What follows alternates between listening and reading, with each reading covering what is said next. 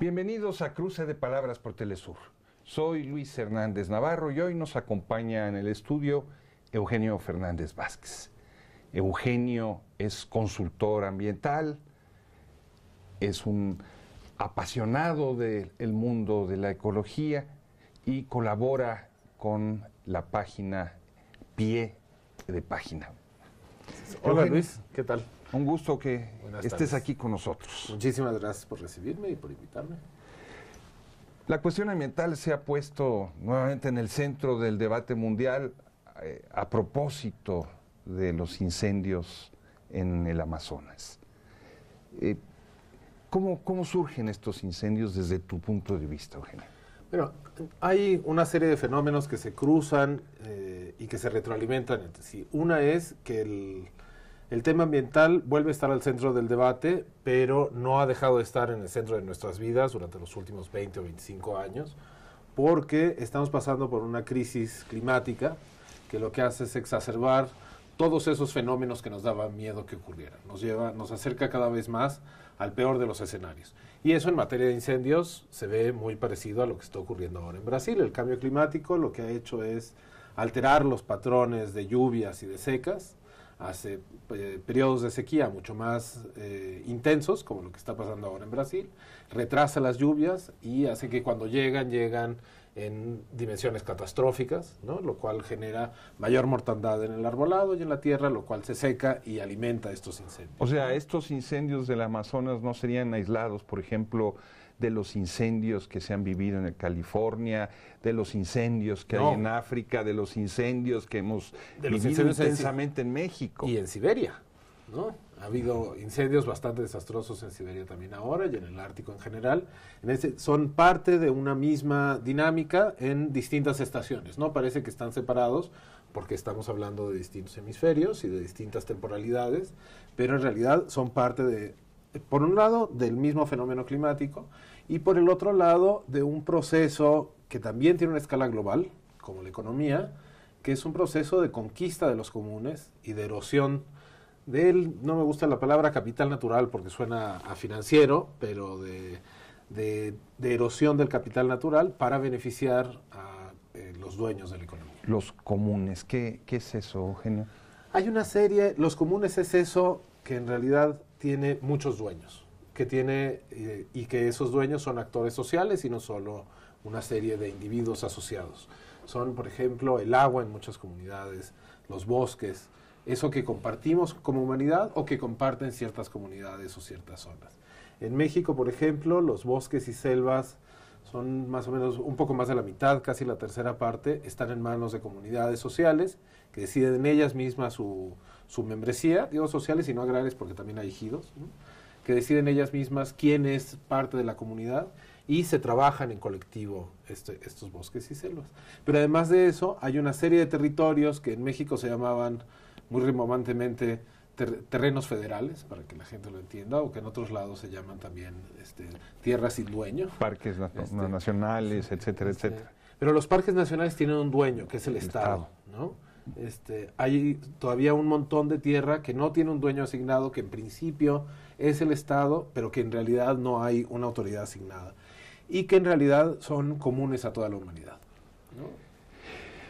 Regresemos al Amazonas. Se ha puesto en el centro el debate no solo por los incendios, sino porque se considera a la selva amazónica uno de los principales pulmones del planeta Tierra. ¿Es cierta esta apreciación? Sí, claro. Se nos olvida que la Tierra es un sistema todo global, ¿no? Los vientos no soplan solo del centro de la Ciudad de México o del centro de Caracas hacia las afueras o al revés, sino que soplan en realidad por todo el atmósfera, ¿no? Y esa atmósfera responde a dinámicas que tienen que ver desde con el carbono que captura el krill que después comen las ballenas y que se precipita hasta el fondo del océano, hasta el aire que purifican las selvas del mundo, sea el Amazonas, que es el primer pulmón, por decirlo de una forma, la selva tropical africana, que es el segundo pulmón, o un montón de pequeños pulmones de alvéolos del planeta, por decirlo de alguna forma, que incluyen desde la taiga en el hemisferio norte hasta la selva maya en México, o las selvas de Borneo en Indonesia. Se ha señalado que estos incendios tienen que ver con un proceso de ganaderización de la selva.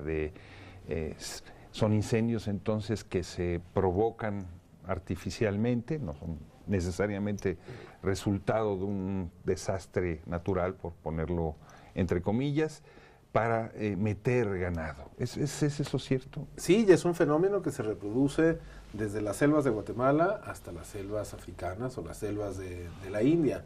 Hay un problema con los comunes y con las selvas, estos espacios que en realidad le pertenecen a la humanidad o que no tienen un dueño que tiene un rifle y que tiene una policía que lo va a defender, que es muy difícil incorporarlos directamente a esta economía financiera que padecemos hoy por hoy, a este capitalismo financiero.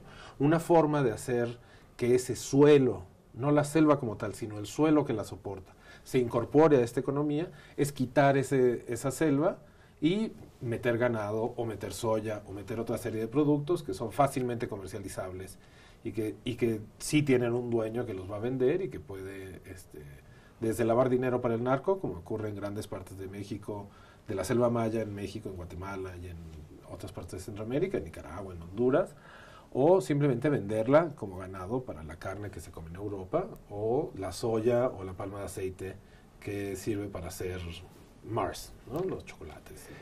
Más allá de la cuestión ambiental a la que ahora regresamos, en el Amazonas viven pueblos indígenas y diera la impresión de que se han prendido las señales de alarma por la contaminación que provoca, por el problema del aire, pero que esos pueblos indígenas que viven allí no son considerados como un motivo genuino de preocupación. ¿Es adecuado esta afirmación? Yo creo que sí dependiendo de dónde hay una alarma o no, ¿no? A ver, hay una gran parte de la humanidad que tiene hace mucho tiempo aprendida la alarma, sobre todo porque el presidente de Brasil llegó a decirle a los rancheros y a los ganaderos y a los ricos de varios lugares, no se preocupen, los vamos a armar y vamos a emprender una guerra abierta contra los pueblos indígenas y vamos a recuperar esas reservas para el desarrollo, ¿qué quiere decir? Para su riqueza, ¿no? El Amazonas en realidad siempre ha estado poblado, pero ha estado poblado por poblaciones más o menos pequeñas, más o menos separadas entre sí, que tienen una relación muy distinta con la naturaleza de la que podemos tener nosotros y que están muy adaptados a ella, y que han logrado establecer economías y formas de subsistencia muy hechas. Son pueblos indígenas que han logrado establecer además un diálogo muchas veces muy franco con grandes partes de la sociedad brasileña.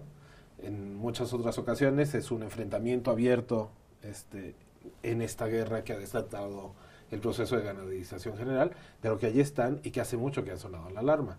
Muchas veces son también no pueblos indígenas, como los consideramos nosotros, estos pueblos originarios que viven aquí, sino son también comunidades quilombola o cimarrones, poblaciones de descendientes de los esclavos escapados que lograron establecer también otra relación y que han logrado establecer otra economía y una sociedad sustentable, autosostenible, que funciona más o menos bien. Bolsonaro, el mandatario brasileño, tenía otro diagnóstico de esos incendios. Llegó a decir que las organizaciones no gubernamentales eran responsables de ellos. Yo creo que hay una cosa en la que, digamos, por forzar un poco su argumento, en la que tiene razón que las ONG son un poco responsables porque no jodimos o no jodieron lo suficiente, con perdón de la palabra, pero ya llegamos al límite de lo altisonante, porque no apretaron lo suficiente y no exigieron lo suficiente que frenara la embestida contra el Amazonas. En ese sentido son las ONG responsables por omisión, por no haberlo puesto en orden desde un principio y por otra cosa. Ahora, él lo que dice es que las ONGs están prendiendo a Brasil y prendiendo al Amazonas a posta por alguna razón que no se sostiene por ningún lado. Pero Bolsonaro, como todos los fascistas, es un mentiroso profesional, vive de la guerra y de la mentira, hasta ahora ha dicho mentiras con mucha gracia y está buscándose una guerra, ¿no? Entonces, el lobby agropecuario jugó un papel muy importante en el nombramiento de Bolsonaro como presidente. Ese lobby sería uno de los beneficiarios de estos incendios. ¿Tú ves relación entre sus declaraciones y estos intereses? Sí, por supuesto. Bolsonaro finalmente responde, como todos los fascistas, a los ricos de su país. En Brasil, los ricos brasileños tienen todavía un ancla en el campo muy fuerte, muy importante. Y ocurren dos cosas, que es un proceso en el que hay excedentes muy grandes que hay que acumular de algún lado, que algo hay que hacer y que hay que convertir en capital para que se sigan reproduciendo, y la mejor forma de hacerlo es conquistar nuevas tierras para hacerlo, y por otra parte hay un dinero ahí que obtener, ¿no? En esta conversión de la selva en un suelo productivo, ¿no? Por decirlo de alguna forma, hay un interés para todos ellos, y en un país un poco como México, como muchos países latinoamericanos, en el que tienen una impunidad tan grande a la hora de deforestar, ahí está servida la mesa, ¿no? Hay dos imágenes que contrastan de las respuestas de los estados nacionales ante este incendio. Por un lado, Bolsonaro con este discurso cínico, pendenciero, peleándose con Occidente, etcétera, etcétera. Y por otro lado, el presidente Evo Morales suspendiendo su campaña electoral y yendo directamente a la zona de los incendios a combatirlo. ¿Te parece esto que es realmente una diferencia significativa o estamos desde tu punto de vista? No, yo creo que hay una diferencia significativa muy importante entre Evo Morales y Jair Bolsonaro, y que inclusive no vería yo a ningún disidente de Evo comparándolos. Bueno, me parecería ya sumar el insulto a la injuria y a la herida, ¿no? Yo creo que sí Evo hace bien en combatir, en suspender su campaña y en darle la relevancia que tiene en Amazonas, pero también es un hecho que gran parte de la izquierda latinoamericana sigue pensando que el capital nacional, que el capital natural, que los bienes naturales y los comunes que tiene el continente, bastan todavía como para sacrificarse un poco, que tenemos suficiente como para sacrificar un poco en aras del desarrollo, y creo que eso es un error que ha cometido la izquierda latinoamericana, aunque en una dimensión muy distinta y con una lógica muy diferente. ¿Te parece si vamos, Eugenio, a una pausa? Por favor. Y ustedes, amigos, amigas, no se vayan, volvemos en muy breves instantes.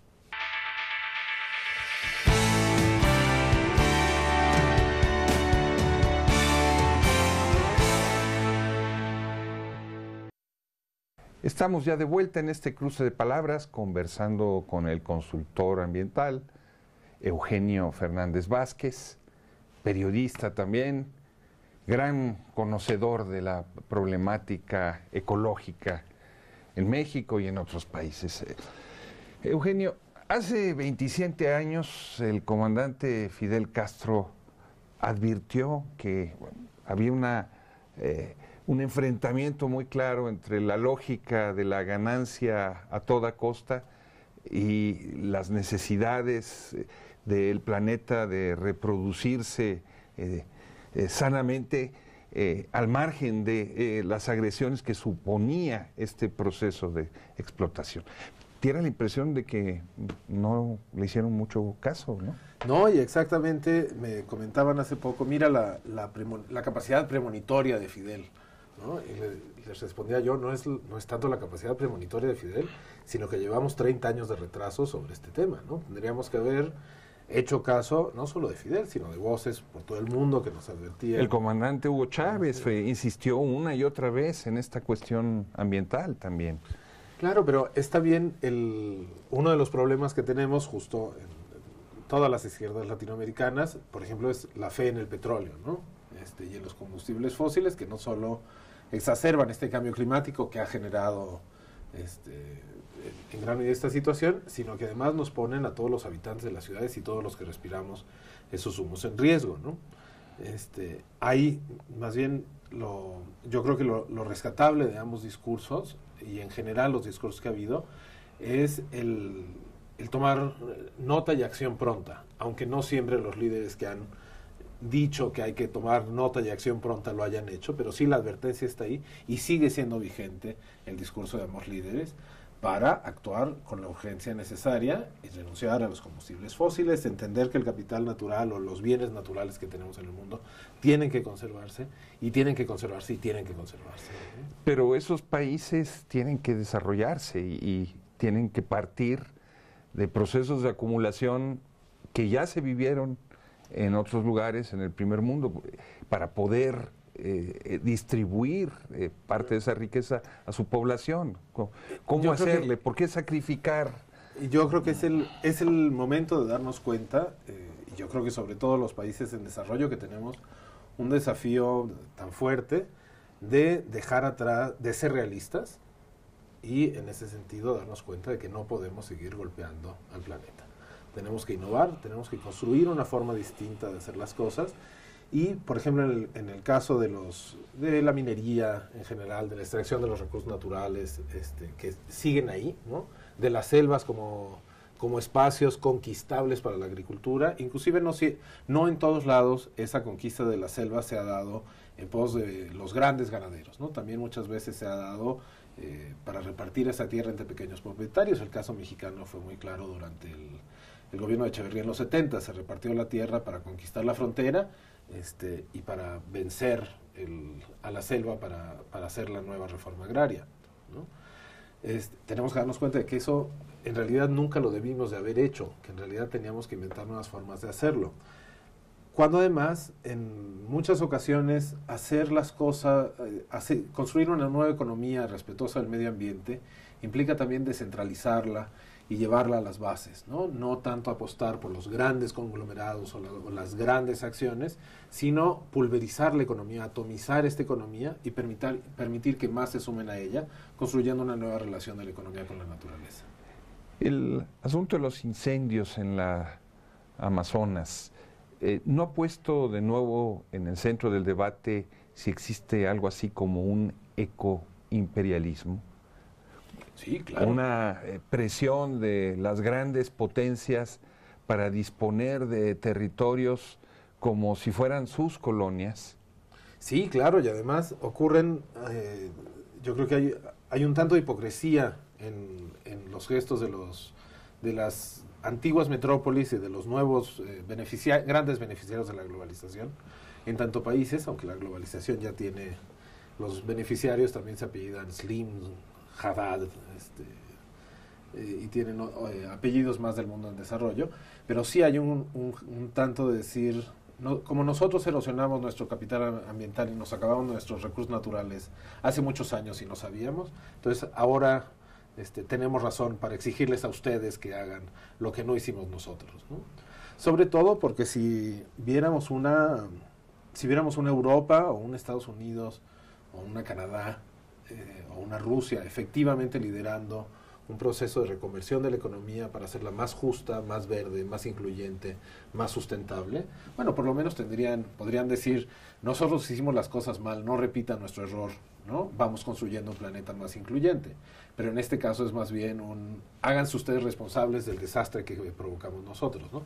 En eso es una hipocresía terrible. Detrás del pleito entre Bolsonaro y Macron, ¿tú ves una expresión de este ecoimperialismo o responde a otra naturaleza? Yo creo que se juntan un montón de cosas. Se juntan una soberbia enorme como la de Macron, que realmente se siente él mismo parido por Marianne,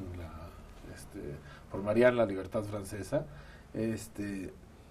un tanto de ecoimperialismo y de imposición, de voluntad de imposición de soluciones y respuestas al mundo en desarrollo, y un desdén profundo por lo que puede ocurrir en otros países. A mí me sorprendió que tuviera la caradura el grupo de los 7 de ofrecer $22 millones para la crisis del Amazonas.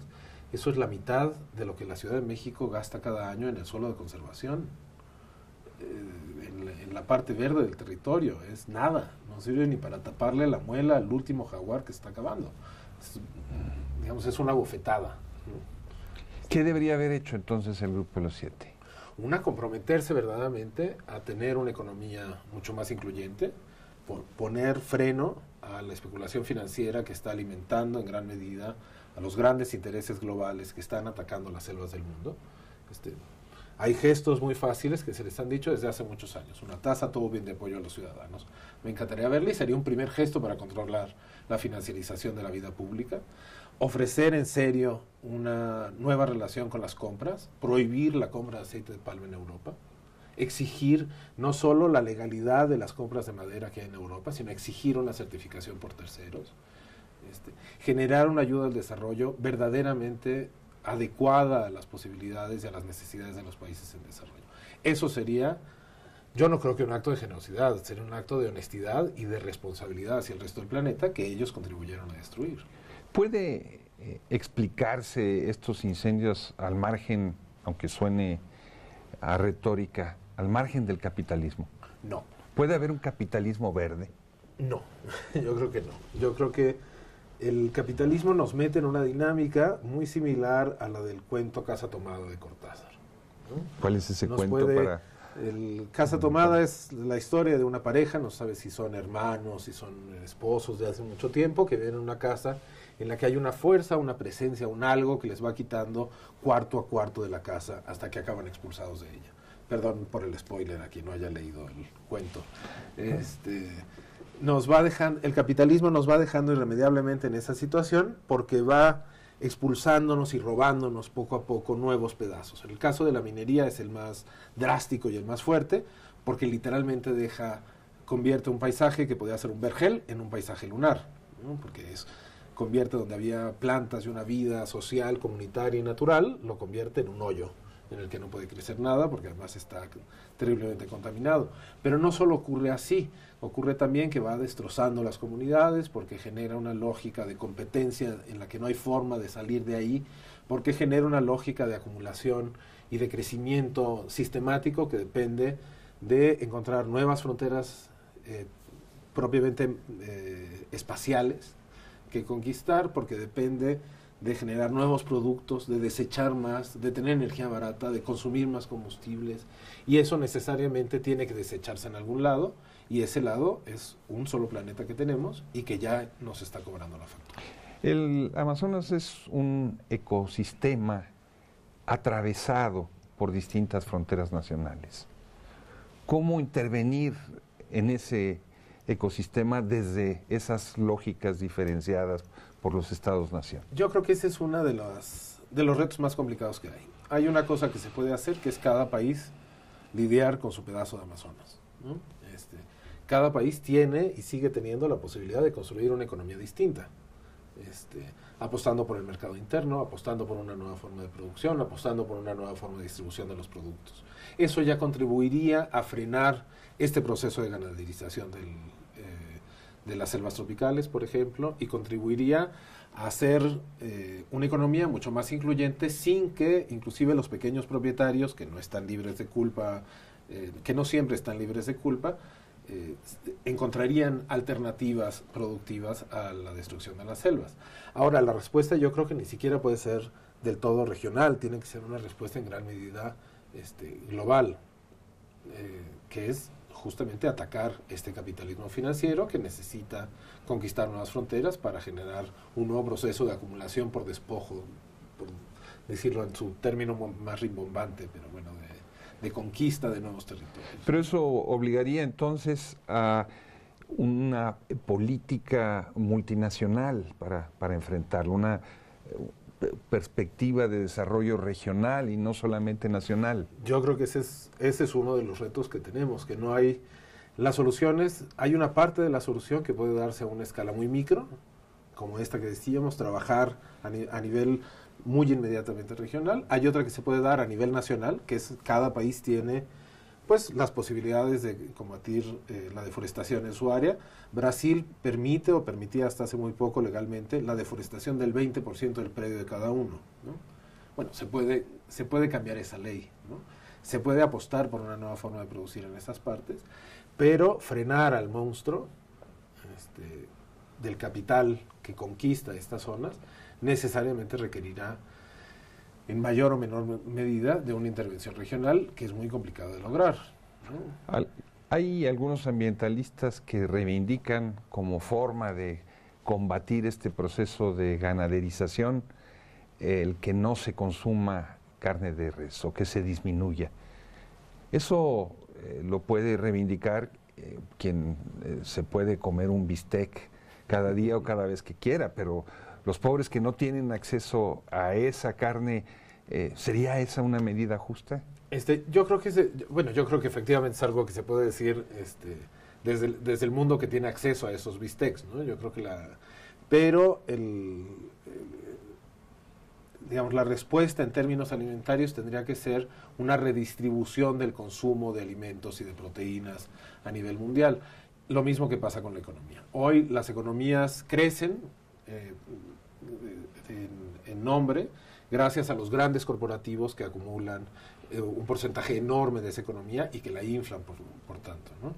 Una de las soluciones y de las formas de lograr un mundo más justo y más sustentable sería desinflar estos grandes capitales, quitarles peso en la economía y distribuir ese peso hacia el resto de las capas sociales, ¿no? Una de las respuestas que ha habido en términos alimentarios fue un artículo que apareció publicado hace muy poco en The Lancet, el journal, en la revista académica médica por excelencia, que era la dieta sustentable y sana, que habla de una dieta, los nutrientes necesarios incluyen algo de proteína, pero mucha menos de la que se consume por hoy, de proteína animal, que incluyen una nueva relación mucho más local con los alimentos y que implican probablemente sí no comer carne todos los días como se comen en algunas familias, en algunos hogares en Estados Unidos o en Canadá, o no comer pescado todos los días a todas horas y de una o dos especies como ocurre en muchas partes de Europa, sino comer productos más locales, más accesibles, más sustentables. Eugenio, muchas gracias por estar con nosotros en este cruce de palabras. Gracias a ti, Luis.